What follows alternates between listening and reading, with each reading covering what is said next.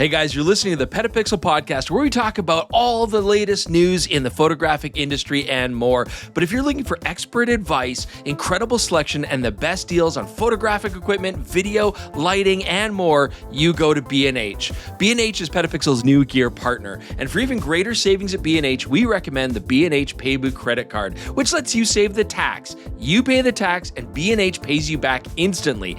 You pay the tax and B&H pays you back instantly. Save the tax on all eligible purchases shipped to eligible states. Or you can pay over time with our 6 and 12-month financing on minimum purchases of $199 for 6 months or $599 for 12 months. Terms apply. Learn more at bhphoto.com/payboo. Credit card offers are always subject to credit approval. Payboo credit card accounts are issued by Comenity Capital Bank.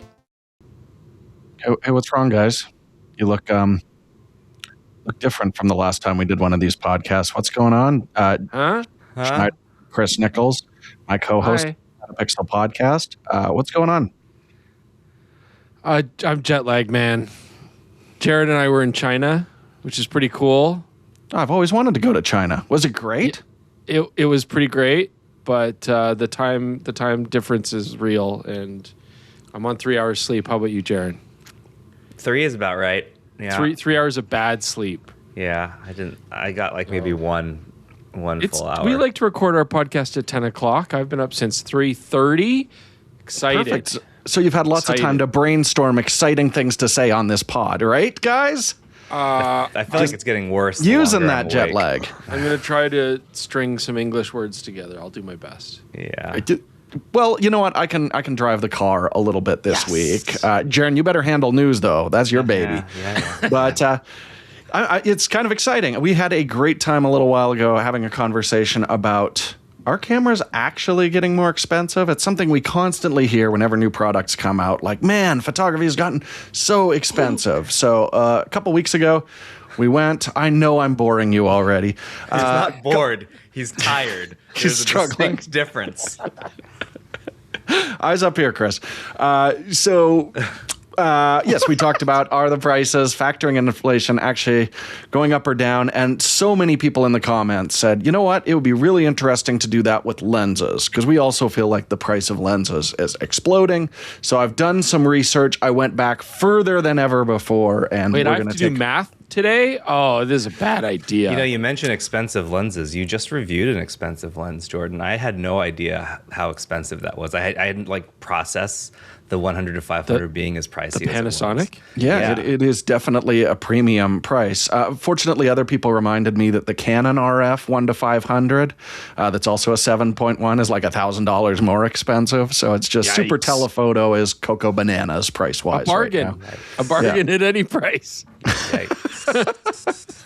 So that didn't make it into the rundown for this episode. But if you haven't seen it, check out that episode. I had a lot of fun shooting it with Levi Hallwell. He had fun with the Izu Primes. So even if you're not in the market for one, definitely give that episode a watch. But by the way, before you get on to what you're about to say, I do want to shout out. There's a shot that Levi pulled off in that video that was so good. It was the tracking shot where you walk towards the camera and he pulled focus on you, and it was just perfect. Plus that and the flare shot where you walk into the sun flare.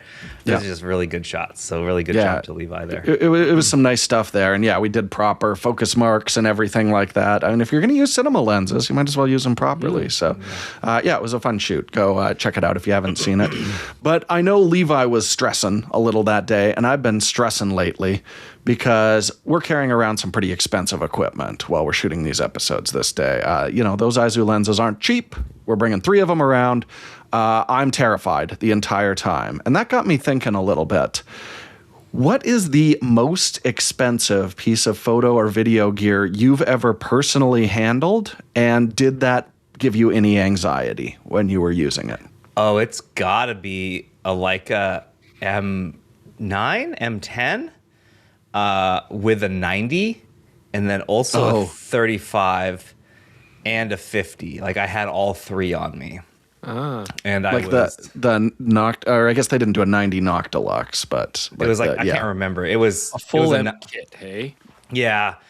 And I think it was the monochrome too. Ooh, the Leica M10 monochrome maybe.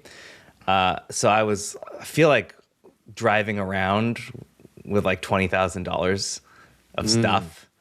Yeah, that was nerve wracking. I can beat that. I'm sure.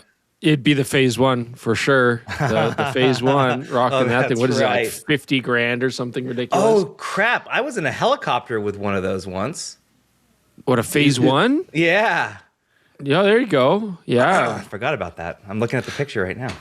What I was wondering, Chris, is when we go to Leica or like the factories or anything, have you been actually handed any of these like historic cameras that are, it's not so much the hardware that's valuable as like their place in history? Because I know like we've been in a room with, you know, the most expensive camera in the world, or like, you know, Leicas that have been used in famous war, like battle scenes and stuff like that. Have any of them actually been passed to you? Yeah, you know, they give you the white gloves. We've been in the archive. I've touched them. I think it's even been documented on camera.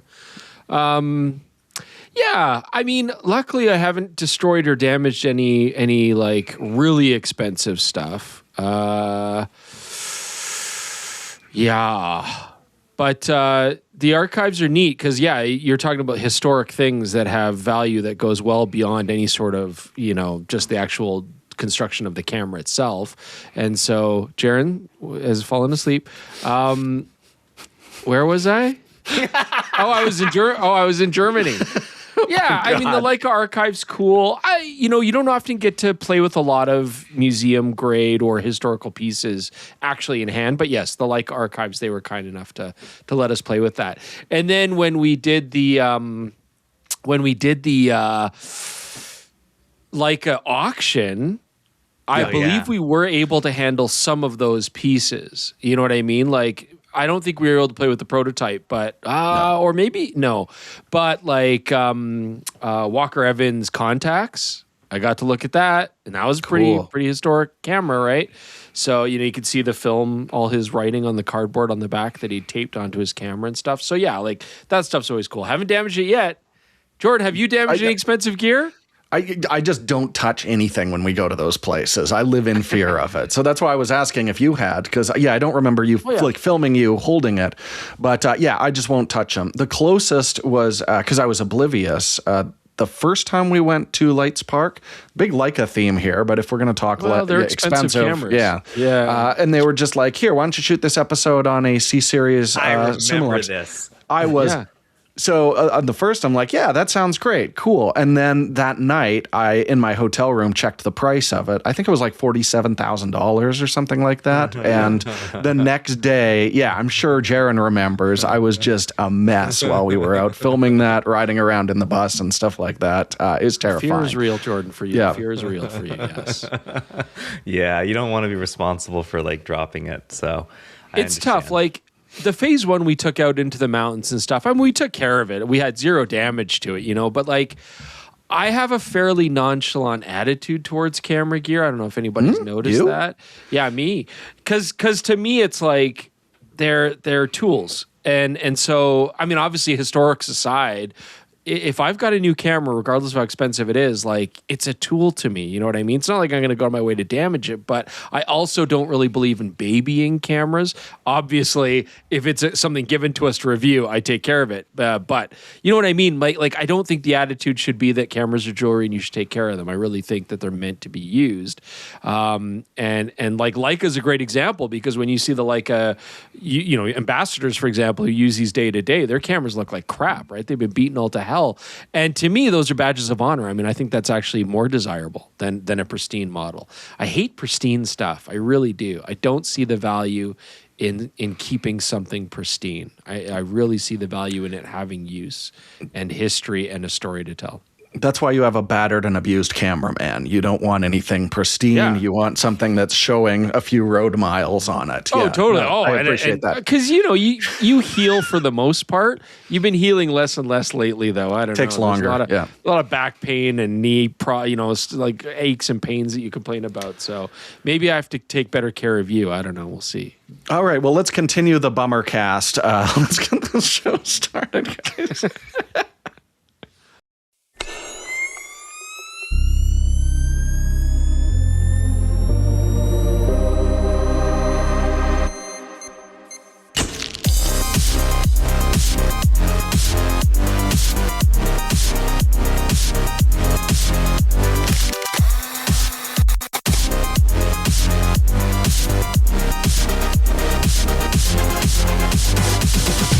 All right, we want to thank today's podcast sponsor, Tether Tools. You know that name. If you've ever shot tethered, you know the huge difference it makes. Being able to see your images live on a big screen, make sure that the focus is exactly where you want it, make sure that your clients are happy with the composition, and you can make all the decisions on set instead of just hoping to fix them afterwards in post. If you haven't tried it, you definitely should. It's a huge photography game changer, and Tether Tools makes it easy to get started. They make the entire tethering workflow easy, from cables to accessories. Everything's designed to work together right out of the box. But here's the thing people don't know about Tether Tools. They got a new product here that you should definitely take a look at. It's called the AeroTrac, and I'm going to give you a little peek behind the curtain. So when I record this show, I have been using an old music stand that I was using for my drums, even though I can barely read sheet music anymore. And it was wobbly, and I clamped on a little thing to hold drinks for it. And I've been using this for the entire time we've been recording the PetaPixel podcast. You can see on screen here, look, it looks sad. There's cables dangling everywhere, and I just hope everything is going to work okay. So the AeroTrac is really interesting. It's like a little stand, but it's extremely customizable. It's got all these little slips in it, and I'm going to use this as my new podcast setup. So here you can see what it looks like now. It's just so much more clean, elegant. Instead of swinging a boom arm around for my microphone, it's just attached nice and clean right to my desk. My laptop's closer to me now, so I'm not going to be reaching forward like a weirdo to type on it. And what's really cool about this, it's super collapsible. It's like the size of a tablet when you've got it all folded down. So it's easy to travel with. You can just drop it right on top of a tripod or a light stand when you get to set, so you don't have to worry about finding a table or a dedicated holder for it. And they make all kinds of cool accessories for it. You can see I got my drink holder that just pops right out of the side. I can retract it right now. Boom, my drink's gone. I don't even have to think about it. It has disappeared into the AeroTrac system. But they've got other stuff like cable management hooks that I'm using right now, 1/4-20s, so I can attach this microphone to it, and some really nice little clamps so you can put your tripod or your laptop rather on there. It's sounds like you legitimately like this thing. It's been pretty sweet, and underneath it, I can put a hard drive or a battery pack if I know I'm going to be working for a long period of time. It's super customizable, and the cool thing about these grooves is they're actually like a cold shoe female on it. So if you've got existing camera accessories like monitor mounts, stuff like that, it'll just slot right into this. It's really slick, and you can also use feet for it. So you can adjust it if you want an angled tabletop kind of setup, and then you can stick a hard drive underneath it. It's all very cool. It's all super flexible and very lightweight. It's like 3 pounds when you pack this sucker up. They make cases for it. It's designed to be brought on set. I actually really like it. I'm going to keep using this for the foreseeable future. And another interesting thing about it is they're kind of encouraging the community to build other modifications because it's standardized female mount on it. So there's already a 3D printing community that's popping up building cool accessories for, we were seeing phase 1 mounting options and stuff like that for the high-end tethering setup. So I'm a huge fan of it. I was excited that they sent it off here, and it's something that I'm going to keep on using. Any questions about my AeroTrac, you two? Anything to keep you more organized, I think, is fantastic. Why? Do you think that's a problem in my workflow generally? I mean, so the viewers can't see your setup, behind the scenes. But yeah, Jared's showing footage right now. It's on screen. You are a pragmatic camera user. That makes that. Can you expand on that? If it works, you're happy with it, but it's not always the most organized, or, sometimes you're like an octopus with cables coming out all over the place and things all over. And you like to use microphone stickies to basically solve any problem you come across grip-wise. Microphone stickies and gaff tape, that's all you need. Which is great. If we were in the Urals and we needed to make a camera work, and you only had tree branches, you could do it. You're good that way. But it's always nice to see when you have proper setup. Yes. I think people who have only listened to this podcast might not realize that Chris and I have desks, and Jordan's desk is clearly behind him. So he's not using it. He's got to be using something else. So I'm glad that you actually have Music stand. a real solution now. And we've never shown anyone because it was embarrassing, and now I can This is all I'm say trying it to get proud. at. That's all yes, I'm getting the at. AeroTrac is supporting my workflow at this time. So I just want you I to really say dig it, not me. That's all. Yeah. Good product from Tether Tools. So if you need a professional workspace you can actually travel with, check it out at www.tethertools.com/AeroTrac. That's AeroTrac. They're not using any K's there because it's cool and hip. So definitely check it out. And big thanks to Tether Tools for sponsoring this episode. All right. Well, let's start with a story that kind of loops back to our main story last time we had a podcast. That was 2 weeks ago. I believe that's what it was. So, despite Nikon's lawsuit, Viltrox says it isn't going to be adjusting its product roadmap plans. Take from that what you will. Let me read the full quote from them that they sent to us. By the way, the quote was not like delayed for any reason other than our main contact was like traveling. I believe he was at Imaging USA. So imagine Chris and I just did a journey similar to that. And you can see that we're not doing so hot. So I completely sympathize with being a little late here. Empathy's off the charts. Viltrox is committed to respecting intellectual property rights and approaches compliance with great care across all markets in which we operate. We are currently working closely with our legal advisors to review and address the situation through appropriate legal channels. As this is an ongoing matter, we are not in a position to comment on specific details at this time. That said, our operations and product roadmap continue as planned. Viltrox remains focused on developing accessible, high-quality imaging tools for photographers and filmmakers worldwide. So that sort of says that Viltrox either does it mean that Viltrox thinks that they're not going to end up needing to change anything? Like they're going to keep making stuff for Z because they'll come to some sort of agreement with Nikon? I don't know. I think this to me this just feels more like it just logically makes sense that until you've like gone through all the sort of legal channels and figured all your strategies and what your plan of action is with the lawyers, there's no point really doing anything until that's kind of, I think they're still trying to square away their game plan and see what their options are, and then we'll see some changes possibly. Yeah, I think that's what I'm thinking. They've already put in the R&D to make the Z mount lenses work, so there's not a huge amount of work to go forward with that. So, yeah, they're not going to say like, "Oh, we're not going to, consider the possibility of Z in the future," but also just keep making lenses where the focal design is compatible with E mount and Z mount. There's no reason not to, and then we'll find out what Nikon's inevitable terms are at the end of this lawsuit. Mm-hmm. All right, so that is yet another TBD. Okay, let's get to a story that happened more recently, because that was like 2 days after the last podcast, and we've been absent. OM System announced a new camera, the OM3 Astro. Yeah. And the number one comment on PetaPixel is, "But why?" So, guys, but why? So, but why in terms of like why the OM3? Why this camera model? Yeah, it's an interesting choice. I mean, at its heart, the OM3 has basically the same guts as the OM1 Mark II. So you're not really missing out on any image quality or manual control capability, stuff like that. I think in some ways, the OM3 does give you really nice controls, really nice manual dials. You're not stuck going into a screen or anything like that, but it's also portable and lightweight. And I think that's a part of it. But I have to admit, like, it's a little bit more affordable than the OM1 Mark II as well, so that makes sense too. If you're going to have a specialized tool and it doesn't need to be shooting high-speed sports and action, which Astro does not, maybe make it a more affordable, smaller body. So I think that's the logic there.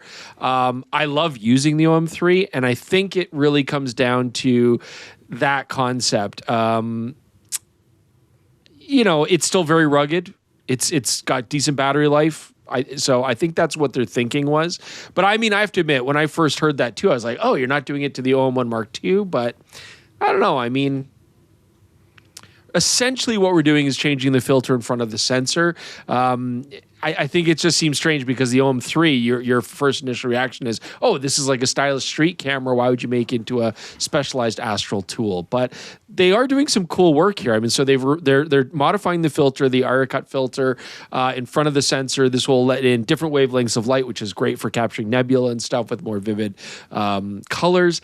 I think it's really cool also these like drop into the lens mount filter systems that they've got here. So there's a light pollution filter. There's also, I'm trying to remember the other one there, light pollution filter, and then like a soft filter, like for blurring spotlights and stuff like that. It's cool that they just drop right in. OM Systems says they'll actually fit with all of their lenses. So even with the filter in place, you can mount all their lenses. You're not going to have any interference. And although they're not they're not cheap, but they're high quality, specialized, filters for astrophotography, it is really convenient not to have to use like rear gels or anything like that. So that's kind of cool. It's basically the same concept as like a Vaunus telescope, like the really, really expensive one that they made in conjunction with Canon that was announced at CES this year, has these same like two filters that you can drop in there as well. So it's like they're known filters, and they're like stuff that astrophotographers actually know how to use and want to use. Yeah. Also, the OM3 does have like good customizable, like there's custom modes on it, which are easy to access through a dial. And so OM Systems actually doing like space custom settings for certain space situations. I wouldn't say, I mean, they're hard coded in, but you can change those settings. But they're hard coded in for those different custom modes. So it's just neat that they're actually set. It makes sense when you really start to think about it. I think people just have to get over the fact that you've got this stylish retro inspired body for astrophotography, which seems like a very odd combo, but actually makes sense when you really think about it. Here's a possibility. Do you think that because the OM3 was priced so close to the OM1 when it first shipped, they weren't moving a ton of them, and this is a great way to use the bodies that they've already built and slap a different sensor in them, some custom modes, and have a different option, especially for people who already own an OM1 Mark II. Now this is a more compelling option because it's going to take different types of photographs. I don't know that they're popping out modifying the sensors in existing bodies, but yeah, I mean, certainly if they're keeping their production low and then they're, this is a way to do it. Like, I'm pretty sure OM Systems told us like they're not going to make a ton of these, right? Like they understand that this is a niche product for a small target audience, but the astrophotographers they've talked to seem to be really excited about it. All right. Speaking of expensive lenses carrying around, Jordan, I think your life is actually pretty good considering the cost of these. Zeiss has announced 9 new vintage-inspired Aatma. I don't know. I should have watched a video to see how I'm supposed to pronounce this. Let's just say Aatma. Aatma sounds cool. Aaron T1.5 lenses. They're compact. They look light. I would give air quotes, except Chris says I use those too often. So they look light, but maybe by the sense of cinema lenses being light. They look fairly compact. They are very expensive. The 25 to 100 millimeter focal lengths these are primes, so anything that falls in that range. So from these are $20,950 each. Yeah. While the 18 and 135 are $25,500 each. Jordan, how much is an Izu Prime? Izu Primes are currently going for $8,200 for the currently available focal lengths. So significantly less than these. This is why we said this. I know when we first looked at the Izu Primes, and everybody's like, "That's affordable, like $9,000." I'm like, Yeah, really, in the cinema world, it's like the Izu Primes are actually a really affordable setup. And it sounds like these Aatma lenses are trying to do a similar thing. Like, it's this kind of combination of sharp modern optics with sort of vintage looking flare, vintage looking bokeh, and that's kind of what the Izu Primes are trying to do as well, right? I mean, if you look at the Izus, people are really happy with the footage. I mean, that seems to be they're almost a co-host now of our show, right? But people are always saying like, oh, I love the shallow depth of field, but like there's some distortion, there's some flare, some softness in certain ways, in certain light. Like that's kind of the look, right, Jordan? Yeah, totally. And this is definitely something we're seeing more and more of the classic lens manufacturers leaning on, is vintageizing their optics. They were kind of chasing clean for so long. That's how I look at a lot of the very expensive like Zeiss primes that have been previously released. Here they're looking for something with a little more character, but still super fast. Those seem to be the two things cinematographers are really interested in. Like, these are very quick lenses. But they're going to be rental lenses. They're specialized, they're niche, but they're probably going to produce some pretty cool results. Jaron, I am not going to be shooting my show on these lenses. The Izus give me more than enough stress. I'm sure they're going to be very nice. Well, these are slower than the Izus anyway. I'm not going to make you shoot something that's like not even as good, but 3 times as expensive. That's very sweet of you. Hopefully we'll get a chance to at least try one out, and kind of test it. But from what it also looks like too, the Aatmas seem to be geared towards like a little bit more swirliness in the bokeh, a little bit softer, maybe a little bit more of like a softer skin tone rendering. We'd have to reserve like judgment till we actually really get to see them side by side if that happens. But it looks like the Izus have maybe like a little bit more cleanness than these do, right? Like I think Zeiss is going for a specific look here. Well, because Zeiss already has their clean super line. they're super clean super speeds. So. Lots of contrast in these two as well. That's a Zeiss signature, and that definitely is still present from what we're seeing here. We shall see. Anyway, you said geared, and I was like, haha, these lenses are geared. It's funny because it's God, it's a they sure are. All right, let's talk about some financials. That's always fun, right? Well, we can scoosh all these together, right? Wait, this is good news, right? This is not a bummer, right, Jaron? We're going to start with a little times, bummer. bad times. We'll start with a bummer, and we'll end on a high note. Nikon posted some enormous losses. That's terrible. It's not good. The company, they lost 103.6 billion yen. That's nearly $660 million. In this past fiscal year. That's terrible. That said, it's not their camera division, like their consumer camera division, that's posting the losses. However, the consumer camera division isn't growing either. It's kind of flat. It's just not all around good news from Nikon. And I don't really know how I feel about this. And I'm not sure how they fix it. Well, I think they had a really nice stretch there where their headline products were really expensive, and that helps a lot. Like Z9s, Z8s were flying out the door. You look at their more expensive, new exciting cameras the last little while, it's the more affordable end of it. It's the Z6 III, which has already moved down in price dramatically. I don't think it was moving really well at the launch price. And the Z5 II, which is, we were saying, how did they manage to put this camera in at this price? So, I don't think they're posting a ton of profits like they did the previous years where people were excited about their expensive stuff. So that also tells me they're not necessarily moving a ton of units either. So if they're not selling if they're not selling the expensive ones, they're also not selling enough of the cheap ones to make up the difference. That said, their sales have been pretty flat for a while. That's not to say that they're not selling a lot of units. They are, but they're not like growing their market share, which if you're Nikon, you have to be somewhat concerned about. I mean, it's been a few years now since their big push, right? So I think the first couple of years they really did get some market share back.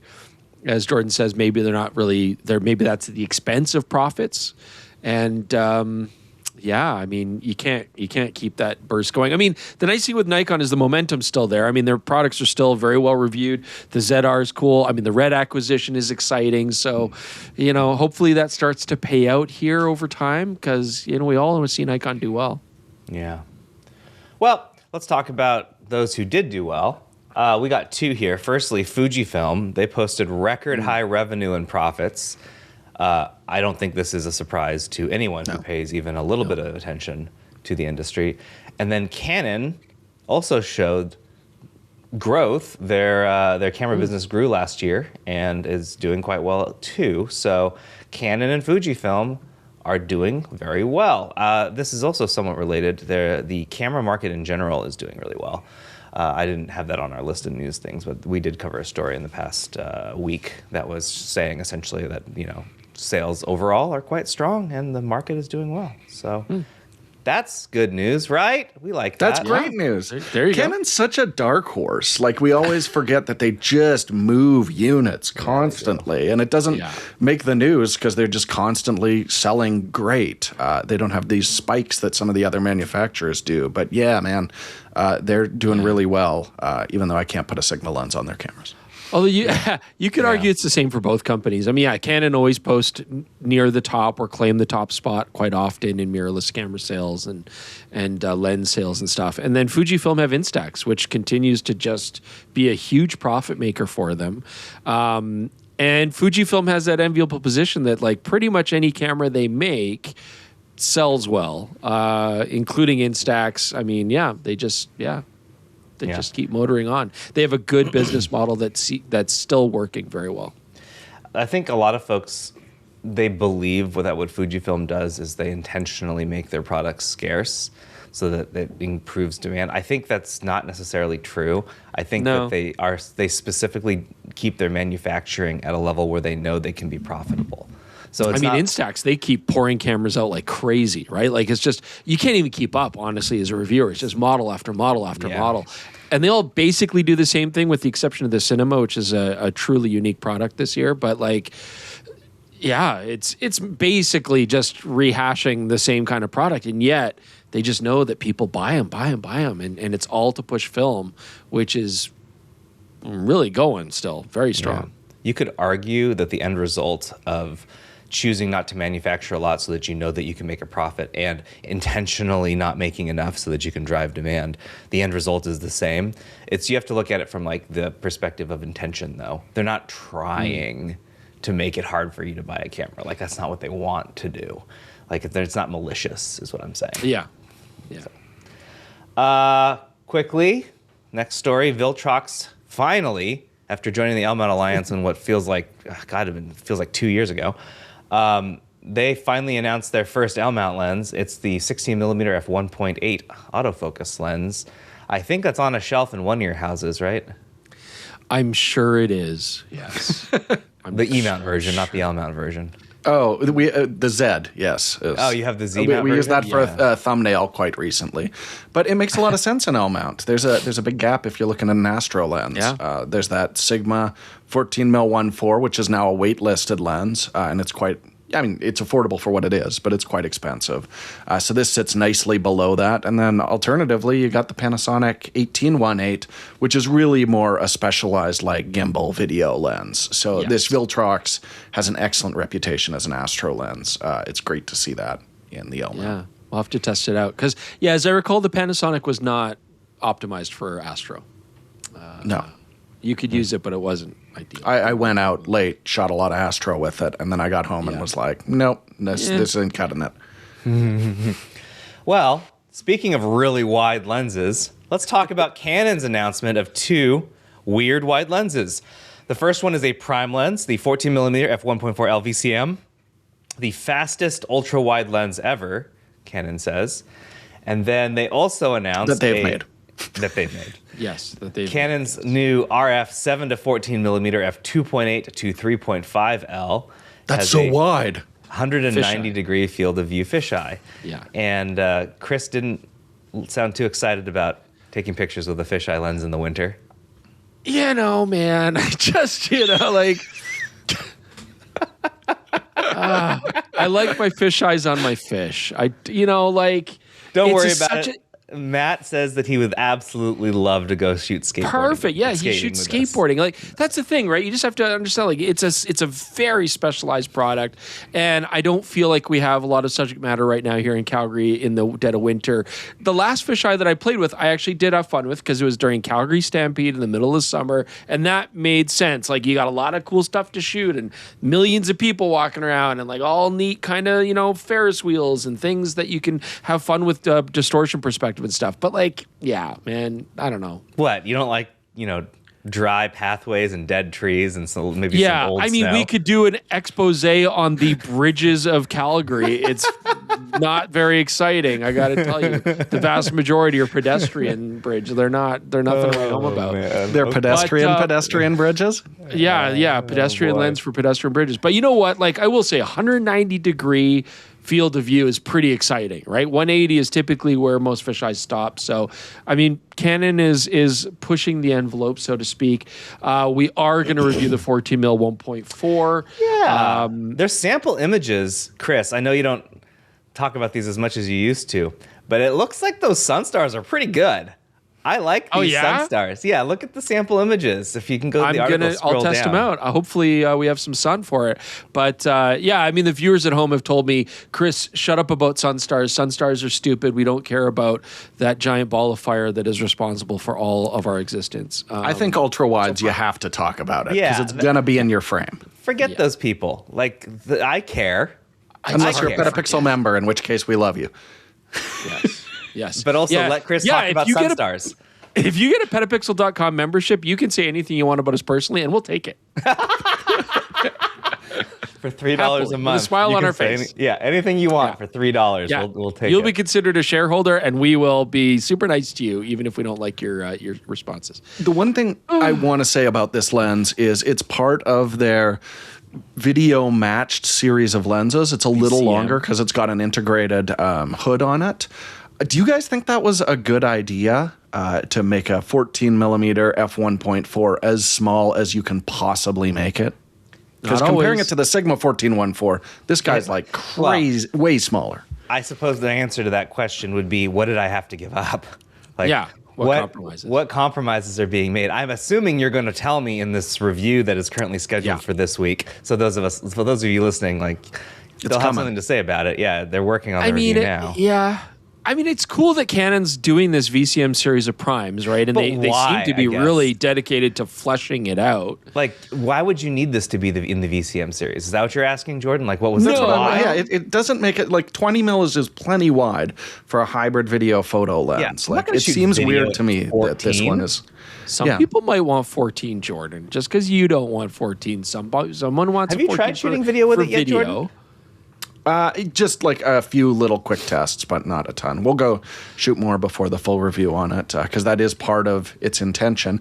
But I mean, you can't put a filter on it unless you do like rear gelatins. The rear one. Or you can do that's something we should mention with the 714. I love it. They're using the same drop-in filters that their E to RF mount adapters use.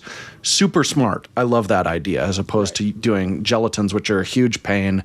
Just drop in existing. ND filters, anything that goes into those adapters will be compatible with this and that rocks, including a variable ND. Really cool. But you know, like, yeah, it is interesting that they're part of the video hybrid series because like that aperturing still doesn't work right on a whole bunch of camera models, which is really annoying and stuff like that. You know, so yeah, it's kind of funny that they're still doing those limitations. I like that you brought that back up. That is the most bizarre and irritating Canon choice, but it's like so Canon. Yeah. To not make that ring work on all their cameras. Like, what? I was using an original R5 to shoot some Astro the other night, and I was spinning that ring and being like, this ain't doing anything. Does nothing. God, that's so weird. You don't even have to lock it in the A setting. It doesn't matter where you put it. It just basically doesn't exist. So that's whatever. So weird. Yeah. Anyway, right. Looking forward to your review of that. Some more Canon news. The same day that they announced those two wide lenses, they also announced a special 30th anniversary limited edition PowerShot G7X Mark III. It's got a very different look to it. This is now like, I think Canon playing with the idea of making special edition camera bodies because they see like Fujifilm and Leica doing it, and they're like, well, we can do that too. But good luck getting one of these because I don't think you can buy a normal G7X Mark III right now. It's one of those same examples that like Fujifilm are enjoying, right? And Ricoh for that matter, where it's like, as many as you make, they'll sell. Yeah. So maybe it's brilliant. Brilliant. I will say this. I expressed my annoyance during our briefing with this, and I will express it again here. I don't like it when you tell me you've got a limited edition product, but you don't tell me what that means. They won't say how many they're making or planning to make or sell. Which either tells me that they don't, for whatever bizarre reason, don't want anyone to know, or what I think is more likely, they want the option to keep making a few more. Yeah. And sell them whenever they want. I think they still said that they're going to, approach this most likely with a very similar sales method that the other companies have done with their limited edition, which is, you know, lottery systems, very specific allocation to certain outlets, and so there's going to be scalpers. I think what it's it'll end worth, that way. We asked for a review unit because Chris actually, as far as I remember, you said you didn't review this original camera, right? It's a huge gap in the cameras because now that is one of the most popular cameras out there, and we never did a full review of it.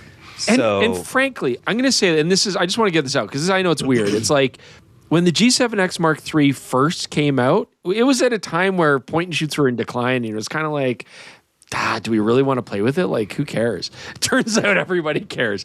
I don't think anybody expected the G7 Mark III, G7X, to be like such a big seller and such a popular. I think everybody was a little bit flabbergasted. Yeah. Well, do you think it looks sexy? I like the paint job on it. Yeah. It's pretty understated. I don't remember what the other one looks like. This is just black. Just black. This has got like a dark carbon titanium kind of finish. Yeah, it is very understated. There's like a little red ring underneath the which I think the other ones, I mean, a lot of other Canons have. It has like a 30 on top of the flash, and that's pretty much it. Like, yeah.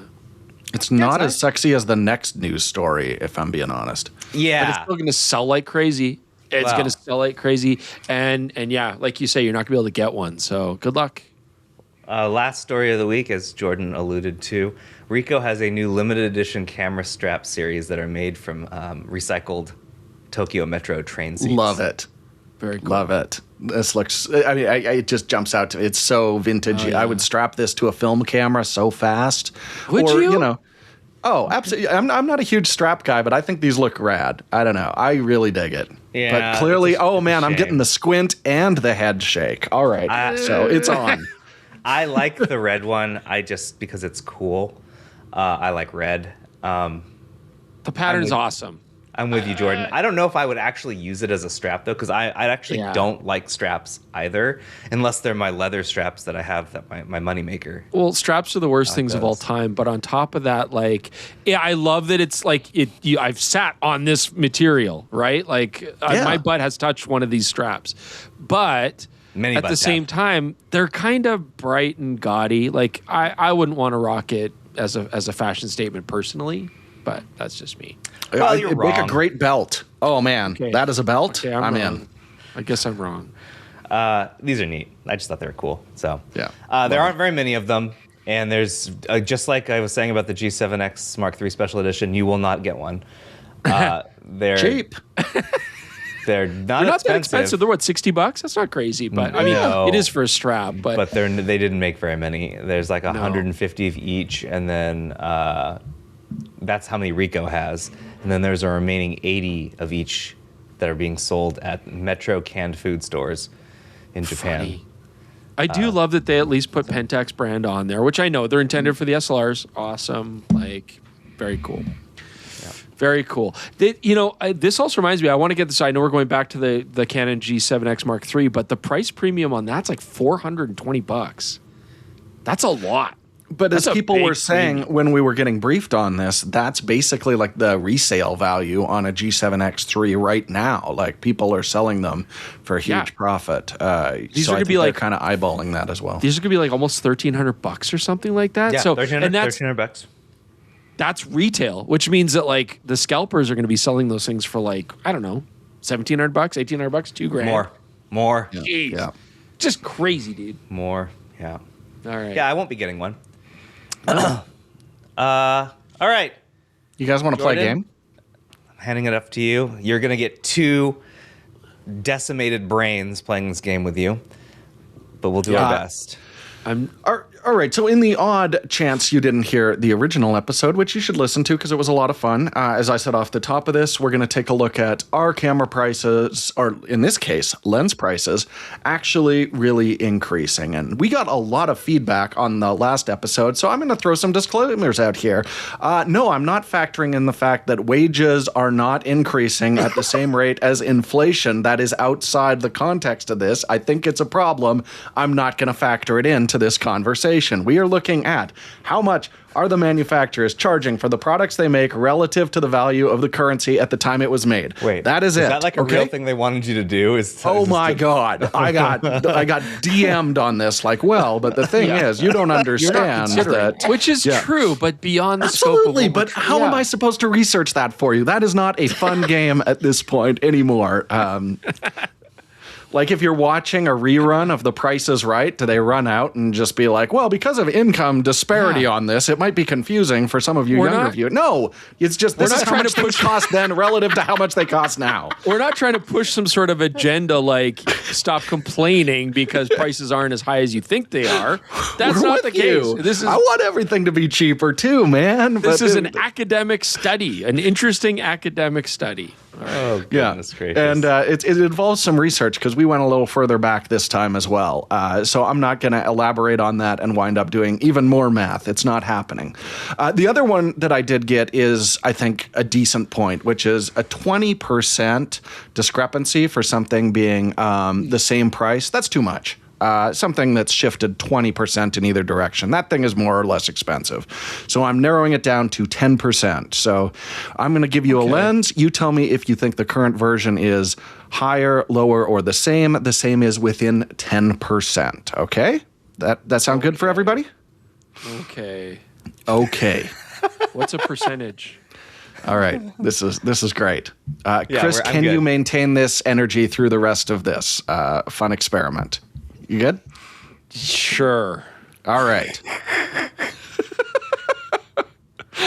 This is the best. All right. Last week is a little teaser, or 2 weeks ago, actually, we did the Nikon 24 to 70 millimeter. So I'm going to go with Canon, who we've been talking about quite a bit. Chris, I'm sure you remember when they introduced the EF 24 to 70 millimeter 2.8 professional lens. Lenses can go back quite far, and there's often a lot of versions, Jordan. This is a lot. All right. Okay. Do you think the price, looking at that compared to the current RF mount 24 to 70 2.8, has it gone up, down, or stayed the same?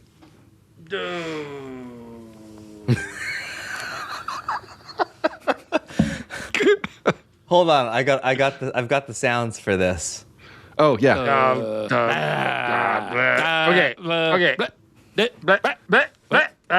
Let's make sure we spend 6 minutes on every one of these questions. I'm trying to remember. I recall the first. This is the first version. We're talking like EF 24 to 70. The first EF version of this. I recall it not being that. I'll let you know. It's November 2002. Oh, geez. See, this is tough because I remember it not being that expensive. I was in high school. In terms of actual dollar value, but we're also talking about 2002. I was a freshman. Within 10%. Okay, I'm going to say that it's gone. Oh, God.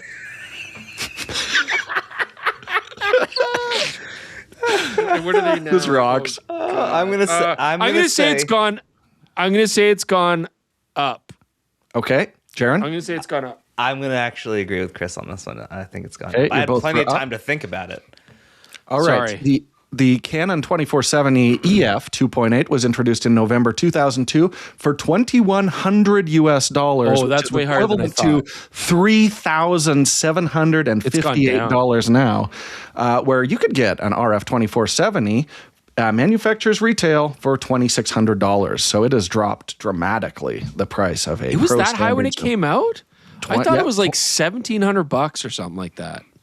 I found the press release. So now there may be some issues with some research, possibly, but that's what I found. I'm more inclined to believe Jordan here than Chris's memory. Like, why would I believe that? I thought it was under $2,000. 2002 is a long time ago. It was. Okay, whatever. What do I know? All right, next question. Not the price of a 24 to 70, apparently. Guess not. Immaculate vibes as we move forward here. So we did standard zoom last week, but let's talk Nikon lenses. And one of the lenses that made a lot of people actually invest in the Nikon system, I remember, was their legendary 14 to 24 millimeter 2.8 for F mount. Canon didn't offer anything similar. The 14 astrophotographers loved this lens. The 14 to 24? 14 to 24 F mount. All right. Remember that lens? What year was that? That big was and heavy. released in September 2007. I was gonna say 8. Yeah, That's pretty close, though. That's a pretty good guess, Chris. it was a good Yeah. lens. I do remember Fantastic that lens lens. very well. Yeah, Yeah. yeah. It was like the first, not the first zoom. I don't think. Who knows? But it was one of the first major zooms to go past 16 mil. I'm Yes, gonna and they're guess. usable. I'm gonna guess Yeah. that the price has come down. Chris? Wait, compared to what now? What Compared lens to now? the Z14 to 24, their current ultra-wide yeah. pro lens. I think it stayed the same. Yeah? Yeah. I think Okay, Chris, the same. Jaron, what do you say? I said down. Down? Okay. Chris is on the board. The price has stayed the same. In 2007, it came out for $1,750, which is equivalent to $2,717 now. The Z14 to 24 is $2,700. It's Wow. $17 off. Basically exactly the same price. Wild. How cool is that? All right, that is 1 point on the board for Chris. Yay. But then I wanted to go way back a little bit. Wait, do I get an hour of uninterrupted sleep before we shoot for every point that I get, Jordan? Is that how No, this we works? have a lot to do today. Damn So, it. all right. So, anyways, I went way back, and this was really difficult because I can't find press releases or anything like that. But I thought one of the most legendary Nikon lenses that still exists today, and I looked at the old 105 millimeter macro. Now, I couldn't get the AI version pricing, so I went back to the AFD. Which was their first autofocus version of this lens. We're going back to 1990 for it. Do you pricing from 1990? 1990 compared to the Z105 macro, still a 105 millimeter f2.8, or I guess it's Nikon, so it's a micro lens. Do you think the price has gone up, down, or stayed the same, guys? Oh God, what is it now? Like $1,200? I'm gonna keep rolling the dice. I'm gonna say it went down. No, I think that lens was like $700 or $800 back in the day. Maybe high sixes. I think it stayed the same. Yeah? Okay. Sorry, Yeah. Jaron, you said down? Yeah. We're Okay. going back 36 years. Jeez, man. All right.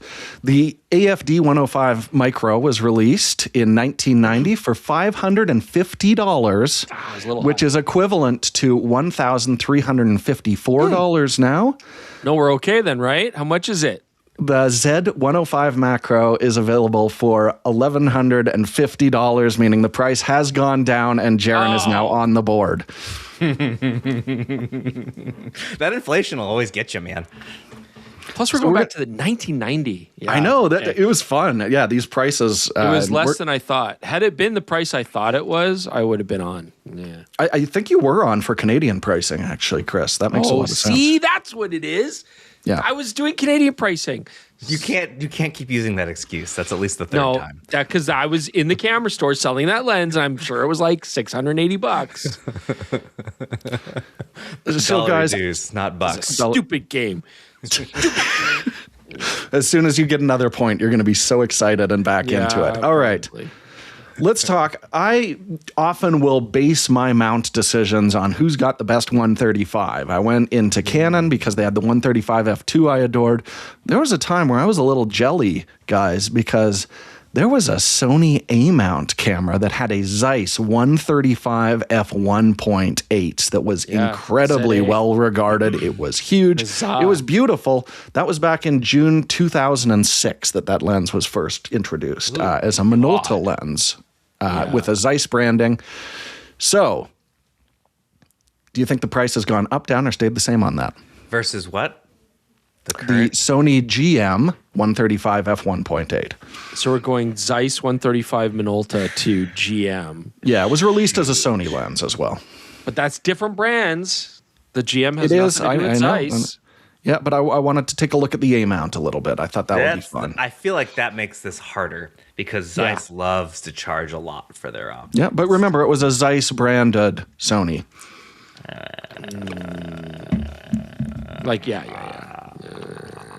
Oh, they were expensive. Yeah, I know.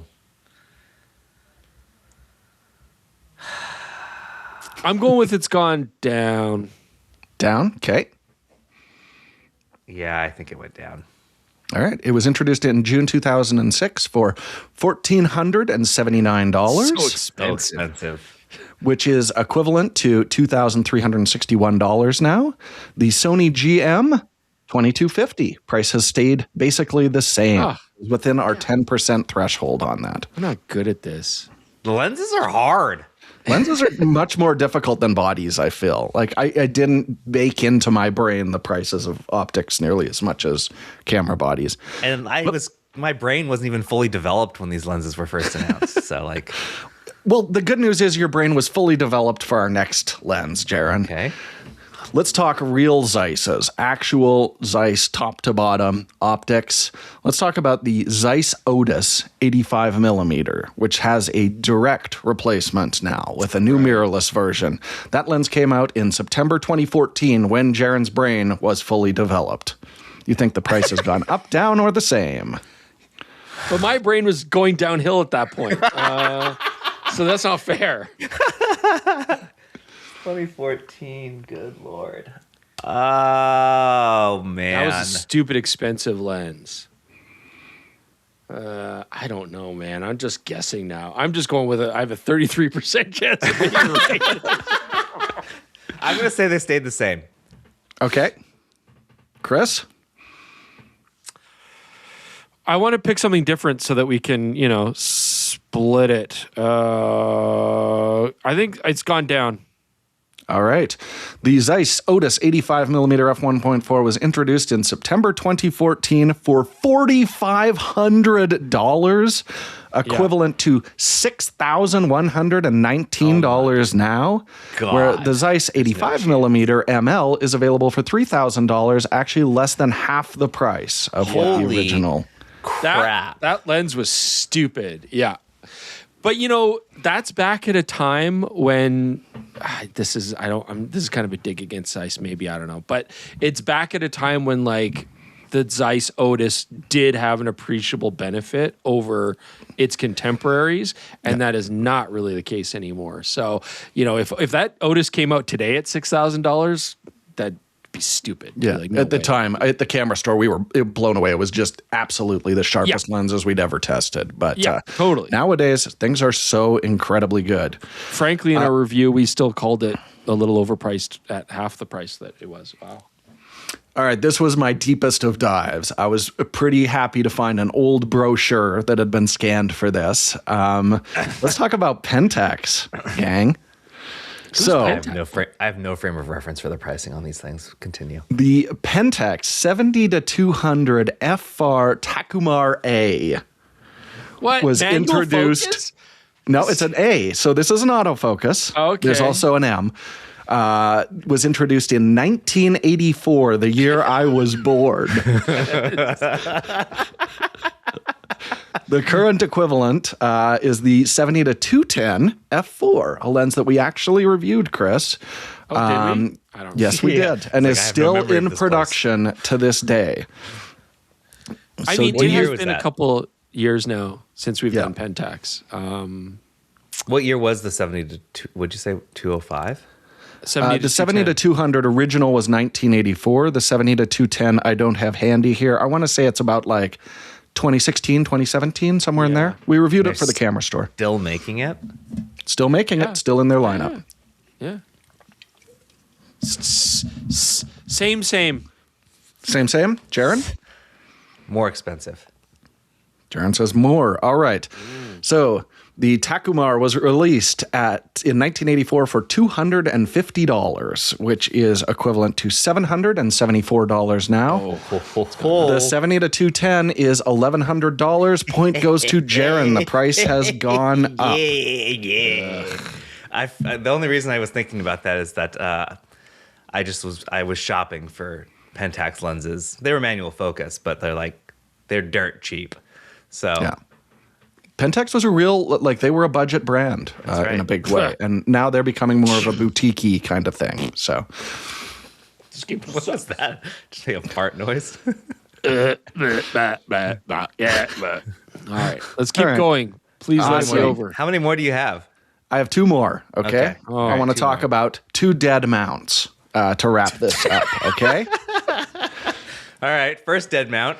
All right, you guys remember 4/3? Hanukkah? What are Not we doing micro here? 4/3. 4/3 Oh my is a God. DSLR mount Jordan. with a 4/3 size sensor. What was a And, camera in 4/3? The Olympus had E1, E3, E5, Yeah. Okay. Panasonic Definitely. had Panasonic L1. We had L1, these yeah. in the studio at PhotoFlex. These were our cameras. So the weird thing for me is none of these focal lengths correspond to micro 4/3 lenses. I thought they would all be using some of the same kind of Right. formulas. Not really, with one exception. We've got an identical one. Olympus brought out an ultra-wide 9 to 18 millimeter f4 to 5.6 in 4/3 mount. And we still have currently in production an OM system 9 to 18 millimeter f4 to 5.6. So going all the way back to 2008, this is one of the earlier 4/3 lenses when it was introduced. Do you think the price has gone up, down, or stayed the same? Oof. Okay, 2008. This is taking every ounce of brain power Chris can muster right now. I actually have to block light from going into my brain so that I have the bandwidth. This is great for the audio people too. They'll just Yeah. assume like they accidentally paused their Cover my earbuds. face. Okay. 9 to 18. They still make one today. Yeah, it's pretty cheap. I'm going to say it's gone, down. I Down, think it Jaron? stayed the same. All right. The 9 to 18 was introduced in September 2008 for $525, which is equivalent to $785 today. And you can pick up a brand new OM System 9 to 18 for $840. Is effectively the same price, which puts Jaron in the lead. Jeez. All right, last one. I do have a tiebreaker, but if Jaron wins, then or Or if we both get it wrong. Yeah. All right. Let's talk a little third party for a second. What is the most legendary Tamron lens? 90 mil macro. Correct. All right. So I went as far back as I could to the Adaptol mount, which is a mount where you could just plop it on different SLR bodies and still get some functionality with it. So I was able to go back to an Adaptol version of this lens, and there have been dozens of versions of this lens. They reintroduce it constantly. But this one from 1988 is what we're going to be looking at today. How do you think the price has changed comparing it to the new 90 millimeter Di3 that was just introduced last year? 1988 is 1 year after the year I was born. I'm going to go with it's gone up. I can't pick that unless I'm trying to win. Like if I'm trying to win by like just making sure that I just do whatever Chris does, then that's it. I can win. But I actually, That's true. I think it's probably close to the same. I bet Tamron's done a pretty good job at keeping things the same. All right. So the Tamron 90 mil Adaptol introduced in 1988 at $380, which would be equivalent to $1,061 right now. Compare that to the Di3, which is going for $700, brand both new. wrong. The price has dropped, but that means Jaron is job, the Jaron. champion. Well done. Well done. For the Yeah, I'm not going lens to get pricing excited about game. this one like I was with the cameras because, as Chris said, I was straight up guessing. I did 33% chance of getting it right. Gosh. So, what is the majority here, Jordan? What are we taking away from this? Ooh, a None's great gone up. question. Except everything went down. Pentax has gone up, but yeah, everything else has gone down or stayed the same. The highest ratio was This had more downers. down, yes. So Yeah. prices on lenses are dropping relative to inflation, which is really interesting with all these new mirrorless versions of lenses. There's the constant refrain that the prices are exploding on these things, but no. And with the exception of the Zeiss, most of them are pretty close. Like they're dropping, but not dramatically over time. Yeah, the Zeiss Yeah, I one mean, is silly. If we hadn't done the 10%, that would have been even more the sames. Yeah, if we'd gone full 20. Well, that's interesting. So what anyways, you're saying is photography is actually affordable. Everyone's whining. Because when you consider the wage disparity, you're right. It's photography is way screwed. more affordable for the 1%. Let's just leave Only it at that. dentists and lawyers are yes, doing okay with gear right now. Yes. Dentists again, huh? All right. Let's move on to what have you been up to? Jordan, we told you that we were in China. We can't tell you, listeners, what or why. But tell me one Chinese great. thing you saw while you were there that you can reveal that won't tip your hat. One Chinese thing? What does yeah, that like even mean? some food you ate, or like an object, or A Chinese object. We ate Chinese food. yeah. Yeah, What was for your experience with that? Oh, I love Chinese food. I love it. I was a little tired of Sichuan pepper by the end. Like I was Really? tired of the flavor. Yeah, I love it, man. I ate goose intestines. You did. I watched you do that. I ate a pigeon. It was great, dude. Yeah. What's the takeaway? I learned some Putonghua. I learned what did we learn, Jaron? Buckle up. Oh yeah, Chinchihua Anshindai. So the bus we were on, there's a speaker that would tell you to buckle up, but it was broken. So even though every seatbelt on the bus was buckled, it would still shout that at us every 2 to 3 minutes. It would just start yelling "buckle up" at us. How long was this bus ride? I would say we were on that bus. We were very familiar with that bus. We were that bus and Chris and our butts. Spent 8 or 9 hours on that bus. Total. Easy. But, so you heard this hundreds of times. Hundreds of times. Yeah. Chinchihua Anshindai. Yeah. Over and over. Yeah. I think that's what the takeaway there, Jordan. Okay. We were told to buckle up incessantly. Dude, China was great. The cities are cool. You're going to see a lot of it in our content that we did. The cities are amazing. The people are fantastic. The food's great. Photographic paradise, man. There's so much going on. I loved it. So yeah. It's pretty great. Pretty great. Look forward Stay to tuned. that You'll in see. the next few weeks. Yeah. Provided I finish the edit. Yeah. Jaron's cutting this one, so I'm looking forward to seeing that. Man. Yeah, Chris and I are still destroyed. We got back technically on Sunday. Chris, you got back like 6 hours before I did. I was still in San Francisco. So I was going to be getting in around midnight as well, same as you. But then luckily my plane from Beijing was early, and I was able to then get on an early flight back home. So that was great. And that I was not. My I wife was able to pick me up, and it was nice. in the Maple Leaf Lounge in San Francisco. Yeah. But I mean, Canada. going west Is that a Canadian, like an Air Canada lounge? Air Canada Lounge. Well, pretty good actually. They got showers, and because not a lot of people are flying Air Canada in San Francisco, it was a pretty empty lounge. They have showers, which I used because I was gross. Yeah, and then I had an oatmeal cookie and a green tea, and it was lovely. Oh. That sounds phenomenal. When I was in Hong Kong, by the way, I was in the United Lounge, which is just a standard. They didn't have anything special there, and it was like one of those open air mezzanine ones. Mm-hmm. And something about, for some reason, Hong Kong, when you get to like the end of an escalator or a moving walkway, sometimes they'll be like, "Hey, walkway's ending." There's like it'll like play a recording that tells you be aware it's about to end. Hong Kong doesn't do that. What they do instead is play an incessant chirp forever. It just constantly makes the noise at the end of every walkway forever. And so no matter where you were sitting in this lounge, all you can hear is and it was driving me crazy. Even with my like noise canceling earbuds in, could not get that sound away. I had to play something in order to not hear it. And there was there's nowhere to go to escape the sound and the entirety of the airport. Everything was close to an escalator.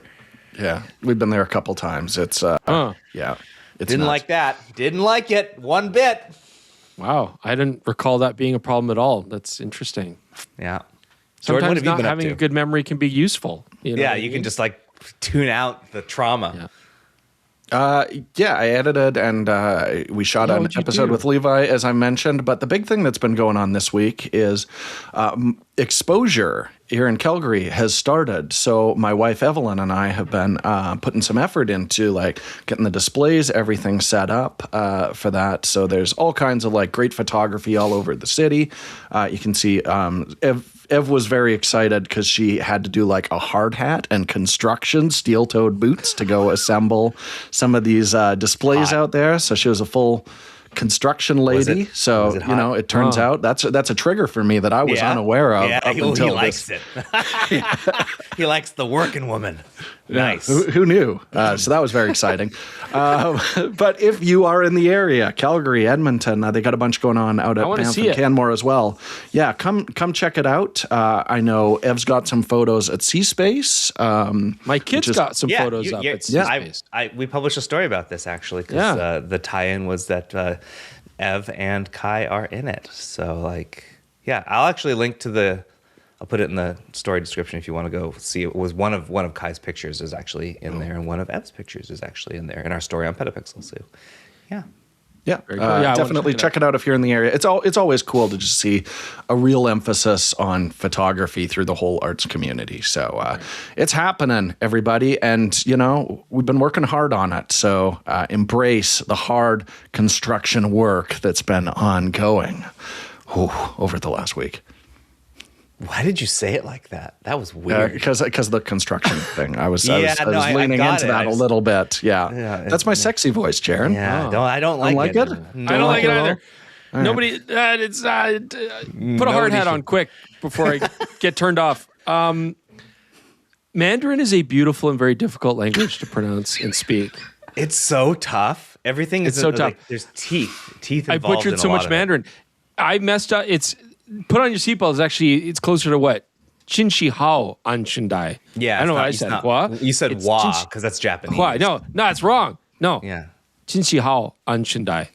Yeah. And even then I it's like- screwed it up. Yeah. Yeah. Okay. Let's go do some Zhao Shang Hao. text I said Zhao Shang Hao a lot. Zhao Shang Hao. support. Anyways. I didn't even try. Like, even though I have a Chinese heritage, I'm like, I'm not used to making those sounds, and I'm not even going to try and embarrass myself. Let's start with a speak pipe from Tony. Hey, PetaPixel team, average PetaPixel listener here. I'll try to keep this short, but I volunteered to digitize all my grandparents' slide film that dates back to the late 50s, specifically 1956 and 1957. And I'm just curious what type of camera would have been used back then. I asked my grandfather, and he said it was a 35 millimeter film camera. So I'm just wondering if we can narrow it down a little more than that. In some of the photographs, you can see cameras that other people are using, specifically in the 1956 and 57 photos. And I can't tell. So I would appreciate any help. I just like that he signals before turning. Like, Yeah. that's good. Also, he's there's no driving and he can't average PetaPixel listener or viewer. You're all exceptional. Tony, you're exceptional. Legends. Yeah. This is a cool, I don't know. This is a cool Nikon question. F? No. This is a cool question because it's like, so just for context, Tony didn't send us those photos. We didn't get to see the cameras in there, but 56, 57 is pretty early for like what we would consider a vintage SLR. Now with a pentaprism, okay? So even like Nikon F and stuff, like a lot of that happened at the late 50s, early 60s. So if we're looking 56, 57, there weren't really many pentaprism SLRs. I know people are gonna be like, oh, there's tons of single lens reflex cameras for like decades before that. Yes, I get it. But pentaprism style, not a lot. So back then, you would certainly have things like the Zeiss, the Contax S series, the F, the D, those were SLRs, but that's pretty rare. Like, I think most people would have had a lot of the separate viewfinder over the lens kind of camera, and there was many. I mean, Kodaks, Zeiss, Contax, Agfas, like so many brands, tons and tons of brands. But my guess is they probably had one of those like fixed lens. Maybe it popped out with with bellows, separate viewfinder on top, kind of style of camera. That was like your common home camera. SLRs were pretty high end. Maybe they were rocking some old school contacts, Pentaprism SLRs. Yeah, that would be my guess for 35 mil. What slide? With the camera from rear window. Yeah. I think that was late 50s, or was that early 60s? No, Pentacon, I think, was also like the contacts brand that was released outside for import export brand stuff. There were so many, but it's very unlikely it was a Pentaprism style SLR, so it was probably a separate viewfinder. Ooh, Rear Window was 1955. So there's a great article on PetaPixel of trying to find the Rear Window camera, what that setup was. So you should just what did that end up Rear being? Window on PetaPixel. Oh, man, now you're going to make me click on things, which is no problem at all, thanks to my Aero setup here. Thanks, Tether Tools, for sponsoring this episode. Like Nikon F was 1959, right? Like, so that's why this time period was interesting, because it's right before everybody started releasing Canon, Nikon, like Pentax. They all started releasing Pentaprism style SLRs. The Japanese kind of took a long time to get, relatively speaking, to get to this market. It was really a lot of German cameras before that. Chris, while he's looking this up. Yes. I found it. Oh, okay. I was going to ask what slide film was like available back then. Oh God, I don't know. Yeah. Okay, Jordan, what's the camera? It was a Exacta Veyrex camera, which looks like it took M42 lenses. This is such a great article. I remember scrolling through this a few years ago. It's from 2024, written by Thomas Bloomfield. Check it out. Yeah. Huh. Made in East Germany between 1951 and 56. Yeah. I don't know that it had a pentaprism, but it was certainly a like flip up, look down from the top, or with a they had a whole bunch of interchangeable viewfinders, waist level. Oh, there was a pentaprism. There you go. There was an interchangeable pentaprism. There you go. So yeah, but that's not the only camera that was available, so that doesn't mean no. But they were pretty much all German for the large majority at that time. Yeah. All right, moving on. We got an email from Felix. It's really long, so I'm going to truncate some of it. But this is a conversation that we had recently after it was revealed that Pentax wants to still make DSLRs, and they're not sure how to do it. So it says, "Hi, Jaron, Jordan, and Chris. I've been enjoying your videos since the Camera Store TV days and love the podcast. Thanks for all your work throughout those years." You're welcome, I guess. Can't stop, won't stop. Can't, right? Is that what it is? Can't, gotta keep moving. In a recent episode, you mentioned that Pentax doesn't know how to make DSLRs cool again. I was surprised by that, so I thought I'd share how I think they should do it. Let's start with how not to do it. Do not try making another Canon 5D or Nikon D850 style camera or a K1 Mark III. And don't make it APS-C. There's so many of them around on the used market, and the target audience is mostly better served with mirrorless. Instead, focus on these three things. And I want to see if you guys agree with this take. Retro design. Looking through this, we did largely agree, I think. Because this is what I've been asking for, too. Pentax Spotmatic designs what he thinks would look good. An amazing OVF. And lenses. Specifically, you do not need to compete with top-tier glass from Canon, Nikon, and Sony. Instead, the focus should be on character and a tactile experience. This shouldn't be a cheap product, but comfortably cheaper than Leica. The idea is the same, though. Your camera will always be inferior from a purely technical point of view. Your USP must be that people just want to use it, touch it, and be seen with it. It's not really, quote, italics, that hard. Hire me, Pentax. Would love to hear your thoughts. Do you guys agree that this is how they can do it?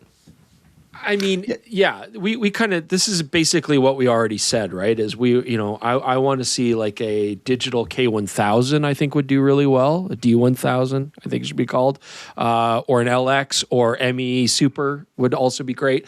And the beautiful thing about those cameras is they are quite compact. They're quite small, especially the ME Super, the LX to some degree. The K1000 is kind of a brick, but Yeah, I mean, we talked about this. So like, it's about having a really classic experience, make it feel kind of prestigious and boutique.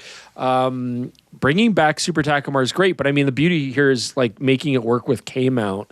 You're still going to have so many options, right? I mean, that's the nice thing with Pentax is they don't really need to like retool and make a whole bunch of new lenses for it, right? Like there's so many lenses out there already that would work just fine. And they all have, especially the old stuff, it's already got character built into it. It's already got interesting flaws, nice tactile experience, right? And all the rest. Well, when we talk about that nice tactile experience, it's great on the old manual focus glass. Do you think they should make new manual focus lenses, or should Pentax focus on bringing out new autofocus formulas?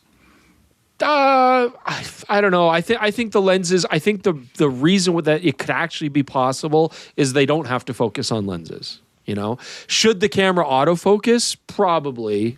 I think that would be a nice option to have. But if it works with K mount, then you're golden for a whole bunch of options.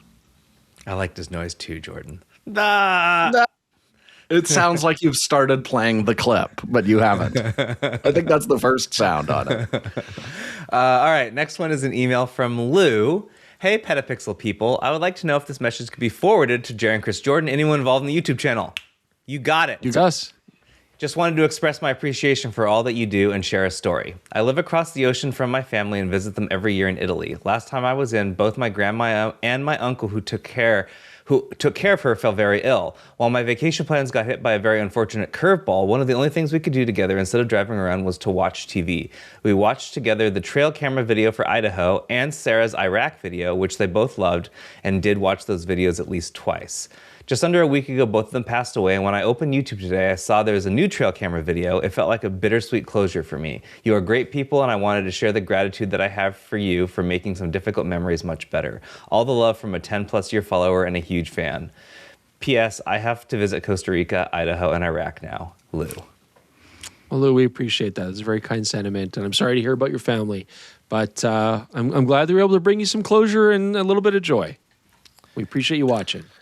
Yeah, man. Yeah, I was very moved by this, and I think it's so easy for us to forget, like the people who will just, throw some of the stuff that we made on for pleasure, as opposed to just to bicker over specs and stuff in the comments. And this was actually, when I'm sitting there cutting, this is a great thing for me to read and remember that, we're making something that is meaningful to some people sometimes, and that's really great to hear. Thank you. Thank you, Lou. This one is a comment from YouTube from John C. Do you think there are any Chinese companies that could release serious competitors to established Japanese and European camera brands? There are so many Chinese camera brands making amazing lenses, but as far as I know, there's no equivalent production of camera bodies. I know a lot of cameras are already made in China. I'm just confused why there are no Chinese brand cameras being released. That's a good question. It is a little odd. It does seem odd. The more I think about it, that we haven't seen some brand try. I mean, Yashica doesn't count. No. No, well, and there's a lot of fixed lens cameras made, there's like garbage disposable digital cameras and stuff like that. Yeah, there's I think they're referring to like an interchangeable lens camera for enthusiasts. Or even at least like a nice point and shoot, like something that's like, I want that. Like it's got to be harder than we think it is, right? I mean, first off, if you're going to make a novel camera system, that means you have to make a whole new lens mount, which is no small task, right?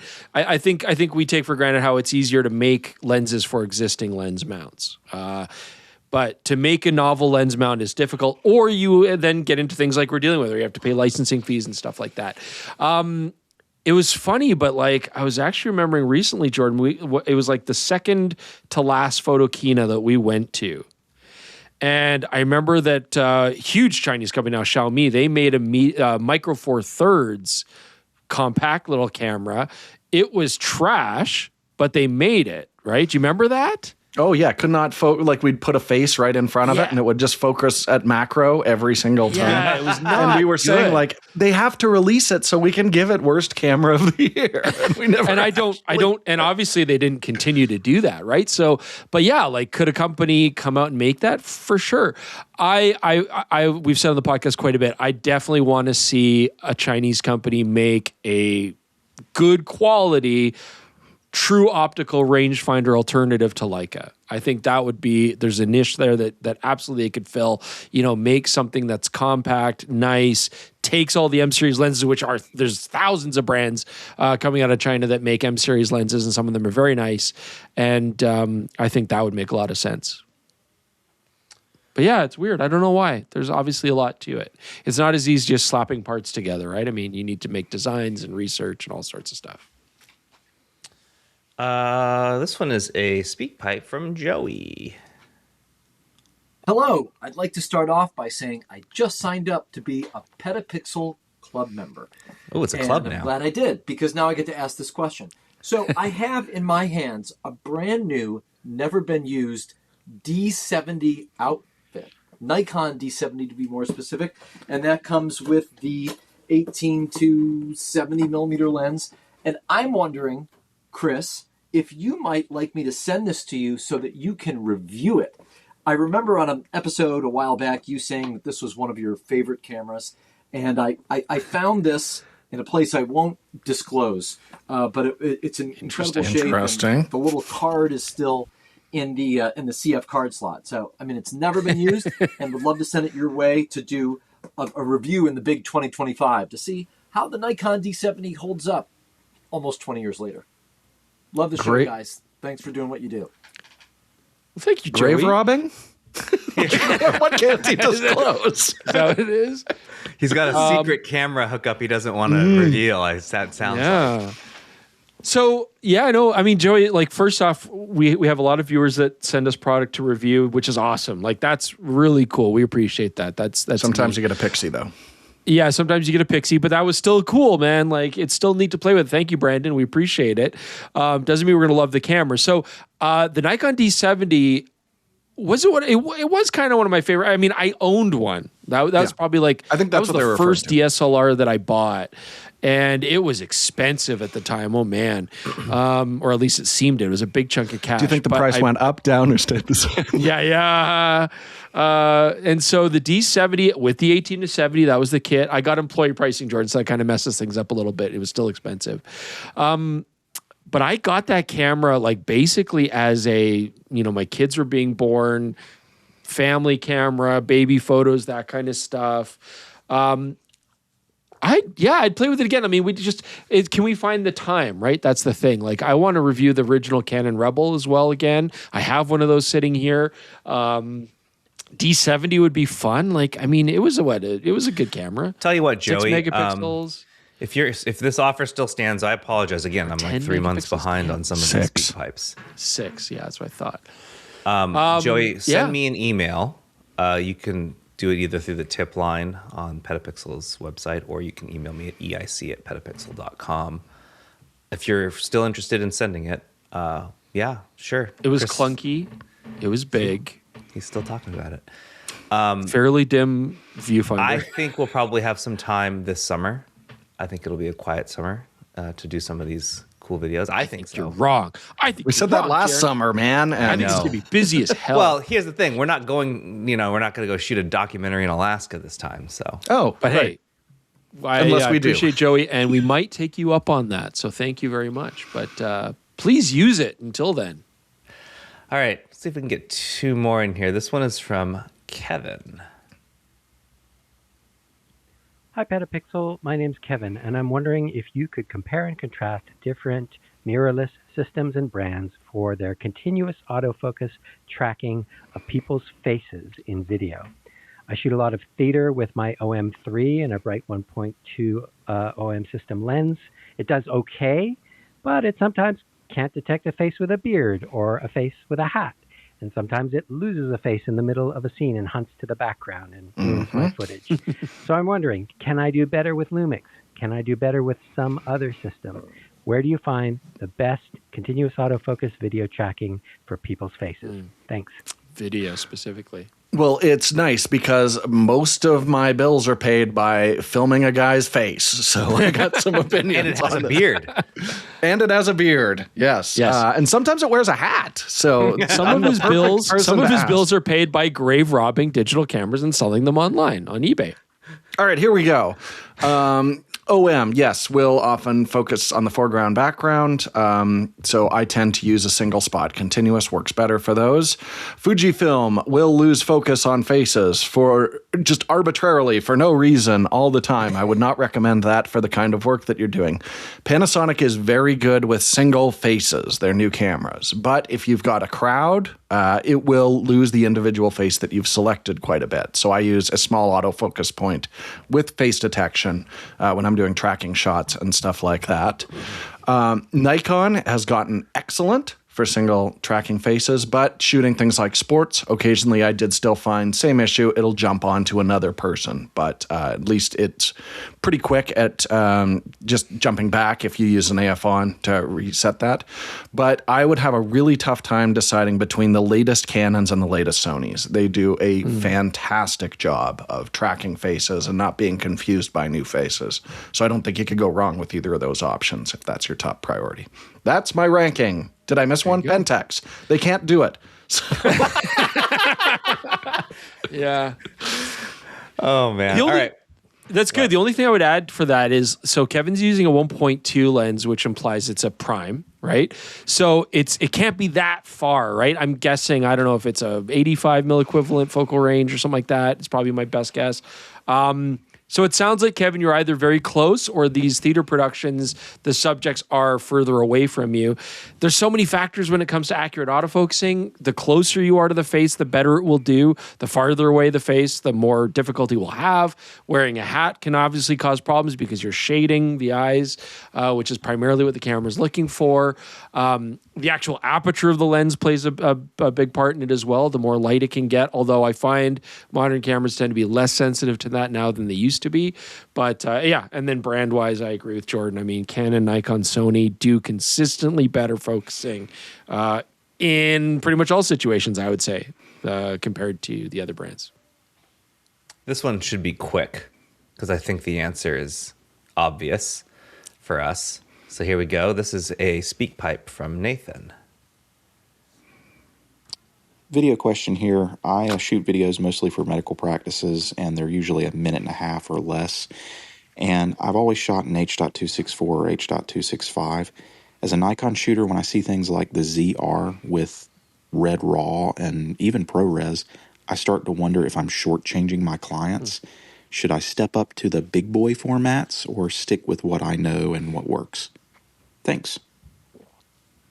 Yeah, super easy question to answer. And the advantages for ProRes are it's very easy on your editing system to work with. The trade-off is big files on those. And no matter how much movement is in the frame, your video quality will never drop. So if you've got a super busy setup, I use moving water as an example, H.264, H.265, you can see quality drop, but it's not very common. Video compression has gotten excellent. So it's really just compatibility is the reason to record those big ProRes files.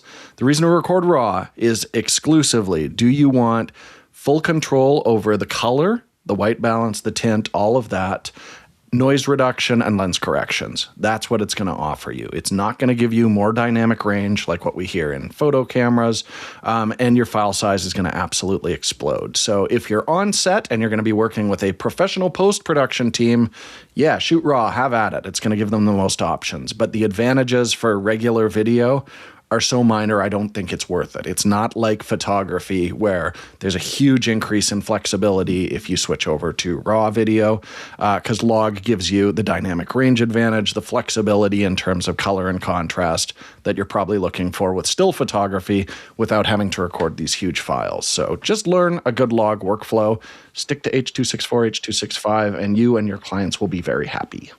Mm-hmm. All right. And with that, we're going to end with the feel-good story of the week that is exceptionally Italian.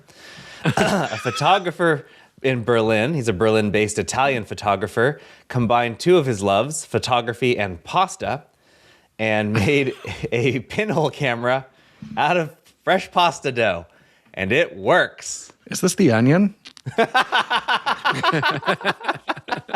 No, this is real. There's pictures. You can check them out on the link in the description below. But yes, if you were wondering, can I make a camera out of pasta? The answer is I have. The best part. It's Penny's actually got to pretty be big. ideal, right? So he's basically using pasta to create the frame and the shape and hold the aperture in place. The best part of this is he calls it the ravioli. It's brilliant. Just brilliant. This has got to be the best feel-good story. And he drank too much ever. wine, as he admits. So, I mean, the actual pinhole itself kind of looks like it's made out of pasta, too. Like, I think he actually drilled a pinhole into, like, the hard aperture of pasta. It's brilliant. So yeah, good. anyways, you got to look at it. So good. And in case, just like every good pasta fan, they have provided a recipe. If you would like to make your own pasta camera or the ravioli, there's step-by-step instructions along with all the tools and raw materials you will need to make one yourself. Yeah. Please do it. This is fun. This is what photography is supposed to be. Huge round of applause here to Paride Ambrogi. I hope I'm saying that correctly. Living legend. He went down a rabbit hole. He's like, I discovered that carbon-based black pasta worked quite well. Obviously baking it, like hardening it, or I don't know if it's baked, but it's hardened, right? Like it's not soft, limp pasta. Even so, light leaks, major issue. Incredible. No notes. Yeah. Thank you very much. Olive oil Well for done. diffusion would be great for that. If you want to get that kind of vintagey old Hollywood look. There's a picture of him holding his camera, and he just looks pretty pleased with Yeah, himself. and if you get lost in the woods with it, you get at least one meal out of it. So great job. It looks like he's drilling. It looks like he's drilling apertures into tin or aluminum, but they're like mounted into the dough, and it's dried or cooked and solidified. It's hilarious. Love it. All right. Wow. Well, with that, that's going to do it for the podcast this week. We may be one day late next week, but we will have a podcast next week, so you can look forward to that. And that is going to be a discussion on the biggest photo show of the year is right around the corner. We're going to talk about it. Hopefully by then, Chris and I will be back on our normal sleep schedules and not be half dead. I'm going to go take a nap now. Bye. Oh, I wish I could. And remember, if you guys are driving, don't forget, 亲戚好,安全带, always. Thanks to Tether Tools for sponsoring this episode. Bye.